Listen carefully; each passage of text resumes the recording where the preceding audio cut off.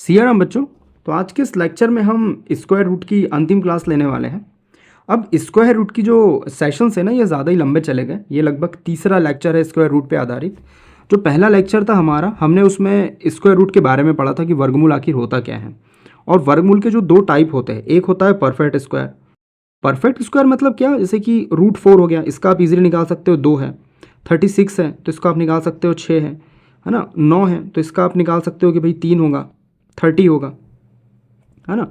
7 to 9 है तो इसका भी आप इजीली निकाल सकते हो कि भाई इसका होगा 27। लेकिन जो उसके बाद की कहानी है, एक अलग फॉर्म, वो होता है नॉन परफेक्ट स्क्वायर। जैसे रूट 3 का स्क्वायर हो गया, रूट 5 का स्क्वायर हो गया, रूट 10 का स्क्वायर हो गया, 265, रूट 265 जो है इसका जो है वर्गमूल हो गया। तो आप इसको कैसे फाइंड आउट करोगे, ये अपने आप में बड़ी चुनौती पड़ जाती है ना। तो इसके लिए हम आज की इस क्लास को लेने वाले हैं। और जो पहली हमारी क्लास हुई उसमें हमने क्या, 4 डिजिट नंबर्स का स्क्वायर रूट निकालना सीखा, 5 डिजिट नंबर का स्क्वायर रूट निकालना सीखा। उसके बाद जो हमारा अगला लेक्चर हुआ उसमें हमने 6 डिजिट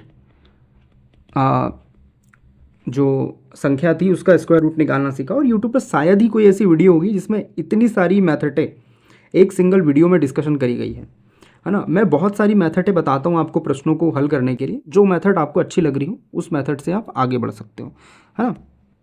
ऐसा है।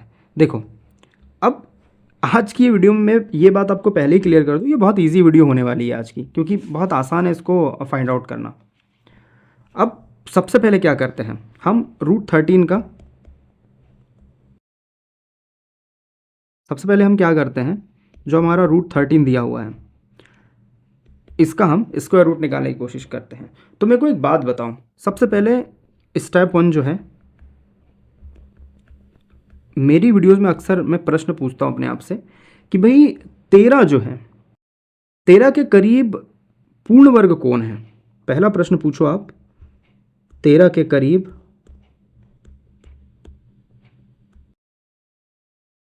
पूर्ण वर्ग कौन है, तो आपको उत्तर मिलेगा 9।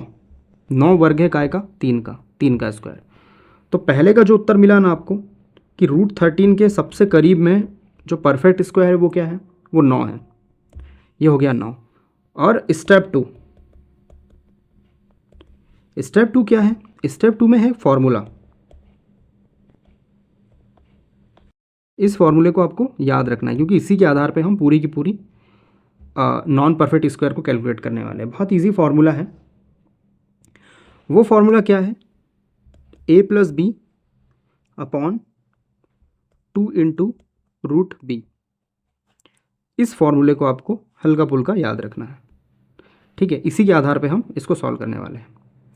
अब यहाँ पे जो 13 है हमारे इस प्रश्न में, जो 13 है वो है ए और जो 9 है वो है बी। अब इसी आधार पे आप फॉर्मूला लगा दो, 13 + 9 ये हो जाएगा रूट 9, ठीक है। अब इसमें आप जोड़ोगे तो ये हो जाएगा 22 और ये हो जाएगा 3, 3 दूनी 6। 22 में आप 6 का भाग लगाने लग रहे होंगे, या फिर ऐसा कर लो, इसको थोड़ा सा हल कर लो। ये हो गया 11/3। 3 का ऐसे भाग लगा लो, 3 त्रिका 9 बचा 2, 3 छंग 18, 3 छंग 18, तो 3.66 ये आपका उत्तर आने लग रहा होगा, 3.66। तो इस तरह से हम किसी भी नॉन परफेक्ट जो स्क्वायर रूट है संख्या, उसको फाइंड आउट कर सकते हैं। आपको एग्ज़ाम में इतना परेशान नहीं होना है इस मेथड को लेके। एग्ज़ाम में तो बहुत इसी तरीके से सॉल्व हो जाएगा। जैसे कि एग्जांपल मैं आपको बताता हूँ, रूट 10 का एग्जांपल आप लेके देखो।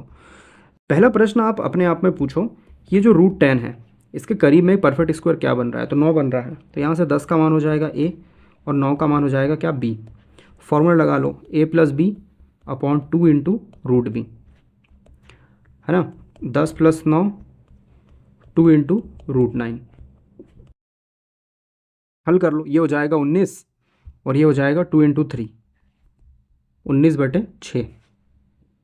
भाग लगा लो, 6 कम 6, 6 दूनी 12, 6 3 18, बचा कितना 10। तो 10 मतलब 6 कम 6 बचा कितना 4, तो 6 6 36। तो 3.16 के करीब में उत्तर हमारा आ रहा होगा। तो रूट 10 का क्या होगा, स्क्वायर रूट वो होगा 3.16। ऐसी एक संख्या का और देखते हैं हम, है ना, एक एग्जांपल और देखते हैं हम, वो है √5 का। ठीक है, थोड़ा अच्छे से लिखते हैं। √5 का स्क्वायर रूट हम जो है फाइंड आउट करेंगे। तो √5 के सबसे करीब में जो परफेक्ट स्क्वायर बन रहा है इससे छोटा वो क्या है, 4 है। बस फॉर्मूला लगा दो, a+b/2 इंटू √b। सॉरी, माफ़ करना, यहाँ पे 5 जो है वो a का मान है, 4 जो है वो b का मान है। तो 5+4/2 इंटू √4। अब इसको हल कर लो, 5 और 4 हो जाएगा 9, ये हो जाएगा 2 इंटू 2, ये होगा 9/4। इसको हल कर लो, 4 एकम 4, 4 दूनी 8, है ना, 4 एकम 4 बचेगा 1, तो 4 दूनी 8 और 4 पंचे 20, तो 1.25 ये आपका उत्तर आने लगेगा। 4 दूनी 8 होता है, सॉरी, तो 2.25 के करीब आपका उत्तर आने लगेगा।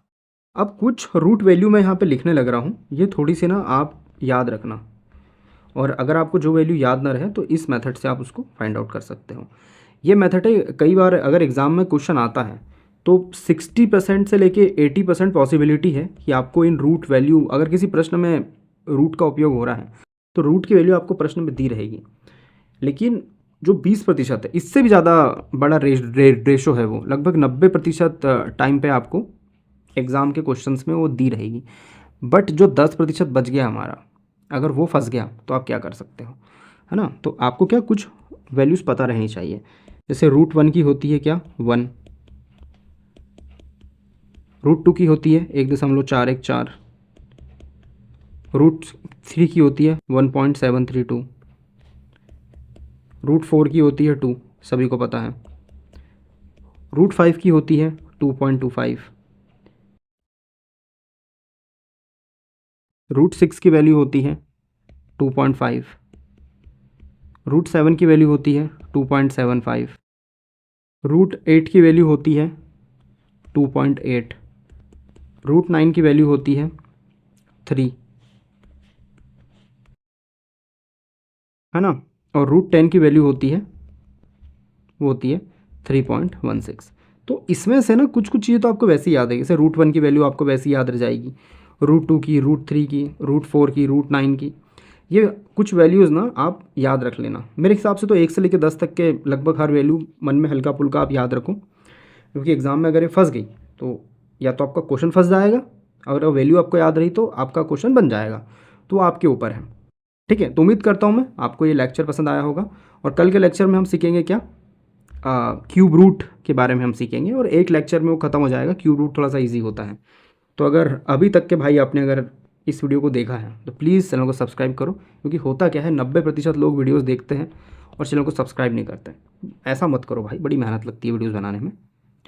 तो उम्मीद करता हूँ मैं ये वीडियो आपको पसंद आया होगा, आया तो अपने यार दोस्तों के साथ इसको शेयर कर दो। मिलता हूँ फिर आपसे ऐसी किसी क्लास में, तब तक के लिए जय हिंद, वंदे मातरम।